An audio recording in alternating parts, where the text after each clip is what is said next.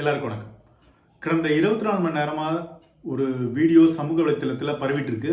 அதுதான் சுராஜ் அப்படின்ற ஒரு புலம்பெயர்ந்த தொழிலாளி மீது நடத்தப்பட்ட தாக்குதல், கொடூரமான தாக்குதல். அந்த வீடியோ பிளட் வெர்ஷன் நான் பார்க்கல, தெரியாதனமாக ஃபுல்லாக பார்த்துட்டேன். அது என்னை டிஸ்டர்ப் பண்ணிடுச்சு. ஆக்சுவலாக இந்த சேனலில் வெறும் ஸ்போர்ட்ஸ் அண்ட் இன்ஃப்ராஸ்ட்ரக்சர் பற்றி தான் நம்ம பார்க்கலான்னு இருந்தோம். ஸோ என்னால் கட்டுப்படுத்த முடியல, நான் சொல்லியே ஆகணுன்ற விஷயம்லாம் இருக்குது. ஸோ இந்த கண்டென்ட் உங்களுக்கு தேவையில்லை நினச்சிங்கன்னா நீங்கள் ஸ்கிப் பண்ணிடலாம். அப்படி இல்லைன்னா ஃபியூ மினிட்ஸ் நான் எடுத்துக்கிறேன். ஃபஸ்ட்டு தமிழ்நாடு அமைதி பூங்கா அப்படின்னு சொல்கிறதே தப்புன்னு நினைக்கிறேன். ஏன்னா அந்தளவுக்குலாம் இல்லை, லா அண்ட் ஆர்டர் ரொம்ப மோசமாக இருக்குது. அதுக்கு ஒரு சின்ன உதாரணம் தான், இது ஒரு வார்னிங் சைன். சுராஜ் அப்படின்ற அந்த புலம்பெயர்ந்த தொழிலாளி வட இந்தியர் கிடையாது. Is not a north Indian. நம்ம ஆளுங்களுக்கு என்ன ஒரு மென்டாலிட்டி அப்படின்னு பார்த்தீங்கன்னா, சவுத் இந்தியாவை தாண்டினா எல்லாமே நார்த் இந்தியா. விட்டு அந்த வடகிழக்கு மாநிலங்களாக இருக்குல்ல, செவன் சிஸ்டர்னு சொல்கிறோமே, மிசோரம், மணிப்பூர், இந்த மாதிரி மாநிலத்தை கூட அவங்க நார்த் இந்தியாவில் சேர்த்துருவாங்க. அதுக்கு ஒரு முக்கியமான காரணம் யார் தெரியுமா? இந்த main stream media. Normal social media பேஜை விட்டுருங்க, மெயின் ஸ்ட்ரீம் மீடியாவுக்கு கொஞ்சம் கூட ஒரு பொறுப்பு வேணாமா? எல்லாத்தையுமே வட இந்தியா டோட்டலாக அந்த ஒரு இதை பிம்பத்தை கிரியேட் பண்ணுறீங்கல்ல. யாருக்குமே அங்கே வந்து எத்திக்ஸ் ஆஃப் ஜேர்னலிசமே தெரியாது அப்படின்றதான் கேள்வியே. அடிப்படை ஒரு பொலிட்டிக்கல் இல்லைனா ஜியோகிராஃபிக்கல் கண்டிஷன் ஆஃப் இந்தியா எதுவுமே தெரியாதா? அது வந்து உண்மையிலேயே வருத்தமாக இருக்குது. நான் டைரெக்டாகவே சொல்கிறேன், சன் நியூஸ், அப்புறமா இந்த புதிய தலைமுறை, தந்தி, இந்த மாதிரி சேனலுக்கு நான் டைரெக்டாகவே சொல்கிறேன். அவங்களோட சோஷியல் மீடியா பேஜை பாருங்கள், எப்படி ஒரு கயாஸை கிரியேட் பண்ணலாம் அப்படின்னு தான் நினச்சிட்டு இருப்பாங்க போல். அந்தளவுக்கான ரொம்ப கீழ்த்தரமான விஷயத்தை தான் இப்போ இருக்கிற மீடியா பண்ணுறாங்க. மெயின் ஸ்ட்ரீம் மீடியாவே நான் சொல்கிறேன். ஏன் இப்படி சொல்லக்கூடாது அப்படின்னு பார்த்தீங்கன்னா, அது ஒரு மாப் மென்டாலிட்டி கிரியேட் ஆகிடும். இப்போது இதே சம்பவம் நடந்திருக்குல்ல, அவர் வந்து உண்மையிலே வட இந்தியாவே கிடையாது. வட இந்தியா அப்படின்றது பஞ்சாப், ஹரியானா, டெல்லி, உத்தரப்பிரதேஷ், ஹிமாச்சல் பிரதேஷ், ஜம்மு அண்ட் காஷ்மீர், பீகார் வந்து ஜாகிரபிக்கலாக ஈஸ்ட் இந்தியாவை சேர்ந்தது.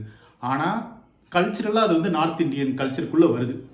மற்றபடி ஒடிசா அண்ட் வெஸ்ட் பெங்கால்லாம் பார்த்தீங்கன்னா அதுக்கான தனித்தனி கல்ச்சர் இருக்குது. அவங்க ஹிந்தி பெல்ட்டுக்குள்ளே வரமாட்டாங்க, நார்த் இந்தியன் பெல்ட்டுக்குள்ளேயே அவங்க வரமாட்டாங்க. அவங்களுக்கான கல்ச்சர்ன்றது டிஃப்ரெண்ட். அதே போல தான் நார்த் ஈஸ்ட்டுக்கு மிகப்பெரிய ஒரு கல்ச்சரல் ஹெரிட்டேஜ் இருக்குது. அவங்க இந்த ஹிந்தி பெல்ட்டுக்குள்ளே வரமாட்டாங்க. ஹிந்தி தெரியுன்றதுக்காக அவங்க நார்த் இந்தியன்ஸ் கிடையாது. ஸோ ஏன் சொல்லக்கூடாது, நம்ம பார்க்கும்போது அது ஒரு மாப் மென்டாலிட்டி கிரியேட் ஆகிடும். லைக் கேஷுவலாக பேசும்போது கூட நம்ம சொல்லுவோம் வடக்கன் அப்படின்னு, அதெல்லாம் ரொம்ப தப்பு, அது சொல்லவே கூடாது. ஏன் மாப் மென்டாலிட்டி கிரியேட் ஆகும்னா, இந்த மாதிரியான ஒரு விஷயம் நடந்ததுன்னா ஒட்டுமொத்தமாக ஏய் நார்த் இந்தியானா இப்படி தான் அப்படின்வாங்க. அது வந்து நார்த் ஈஸ்ட் ஆளாக கூட இருக்கலாம், ஒட்டுமொத்தமாக நார்த் இந்தியா அப்படின்ட்டுருவாங்க. ஸோ இந்த ஜென்ரலைஸ் பண்ணுறது இருக்குல்ல, அது ரொம்ப ரொம்ப தப்பு. அதுக்கு முதற் காரணமே மெயின் ஸ்ட்ரீம் மீடியா தான். சரி, இப்போ இந்த விஷயத்துக்கு வருவோம், தமிழ்நாட்டு விஷயத்துக்கு. அந்த 4 பசங்க அடிக்கிறாங்க, மண்டை பொழந்துருச்சுன்னு சொல்லிட்டு ஒரு பையன் ஜாலியாக இருக்கான், ஒரு குற்ற உணர்ச்சியே இல்லாமல். எதை நோக்கி போகுதுன்னு தெரில, பார்க்கும்போதே ஒரு மாதிரி பயமாக இருக்குது. சிரிக்கிறாங்க, வீடியோ எடுத்து சந்தோஷப்படுறாங்க. ஒரு சாடிசம் கண்ணில் தெரியுது. அவனுடைய ஃப்யூச்சர் என்ன ஆகும் அப்படின்றது கூட அவனுக்கு தெரியல. நான் வந்து இந்த போதைப் பொருளுக்கு சப்போர்ட் பண்ணுறதெல்லாம் கிடையாது.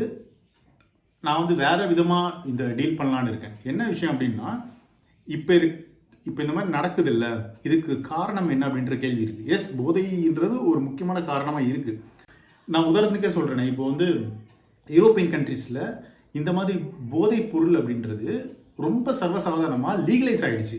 ஆனால் அங்கே இந்த மாதிரியான விஷயங்கள் பெருசாக நடக்கிறதுல கம்பேரிட்டிவ்லி. ஆனால் இங்கேயும் அப்படி நடக்குது அப்படின்னா அதுக்கு ஒரு முக்கியமான காரணமே மறுபடியும் மீடியா தான் காரணம்னு நான் சொல்லுவேன். 2வது அடிப்படை கல்வி, 3வது சிவிக் சென்ஸ். அந்த சிவிக் சென்ஸில் ஒரு முக்கியமானது தான் பெற்றோருடைய கண்டிப்பு. சரி, நான் மீடியா தான் காரணம் அப்படின்னு நான் சொன்னது பொதுவாலாம் கிடையாது. படத்திலே பார்த்தீங்கன்னா இந்த மாதிரியான விஷயம் சர்வசாதாரணமாக இருக்குது. அந்த மீடியாவுடைய எவால்வ் எங்கே இருக்குன்னா டிஜிட்டல் மீடியாவில் வருது. இதுக்கு முன்னாடி டிக்டாக் ஆப்பில் ஜாதி பெருமையை பேசிகிட்டு இருக்கிற பசங்களை நம்ம பார்த்துருக்கோம். இன்னும் அப்படி தான் பண்ணிகிட்டு இருக்காங்க. அதாவது டிக்டாக்குடைய அந்த பிளாட்ஃபார்ம் தான் மாறுதே தவிர அவங்க இருக்கிற அந்த மைண்ட் வந்து மாறவே இல்லை. ஸோ அந்த மாதிரியான ஒரு மைண்ட் செட் தான் இதுலேயும் இருக்குது. நான் கெத்து, நான் வந்து புள்ளைங்க, நாங்கள் வந்து லோக்கல் ஆளுங்க அப்படின்னு சொல்லி ஒரு கெத்து இருக்குல்ல, அதே மாதிரியான ஒரு கெத்து தான் இங்கேயும் வருது. இதில் அடுத்தது வருது அடிப்படை கல்வின்னு சொல்லியிருந்தேன்.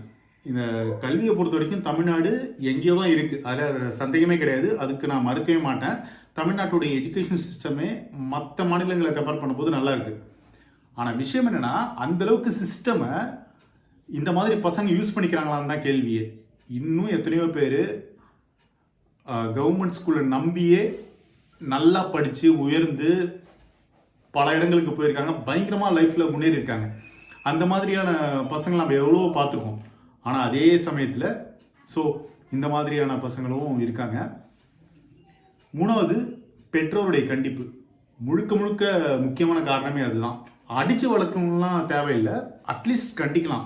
இந்த மாதிரி கண்டிச்சாலே போதும், அது வந்து பாதி குறைஞ்சிருந்து தான் சொல்ல முடியும்.